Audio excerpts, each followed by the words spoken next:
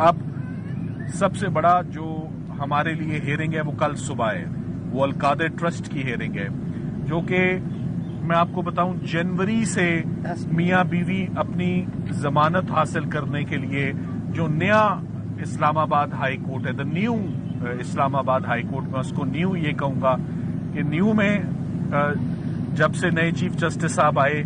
ना इमरान खान साहब का कोई केस लगा है, ना ही उनको कोई रिलीफ मिली है, कोई मुकदमा एक्चुअली फिक्स ही नहीं हुआ। रिलीफ लेना ना लेना वो तो बात की बात है, मुकदमे लगाए ही नहीं जाते।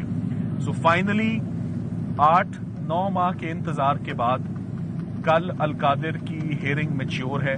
और पॉजिटिव बात एक ही मैं बताऊंगा आपको कि इंशाल्लाह ये जमानत का केस है। अगर कल जमानत मियां बीवी की अगर दोनों की हो जाती है तो दोनों की रिलीज कल मैच्योर है, कल उनकी रिलीज तैयार है। You have to understand that जितने लीगल केसेस बने थे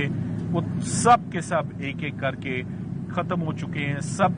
या एक्विटल्स हो गए हैं, या सस्पेंडेड सेंटेंस यानी कि सजाएं मुअत्तल हो गई हैं,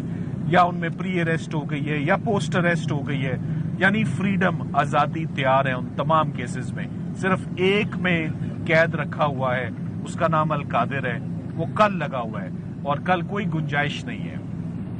कि उसमें उल्तवा हो।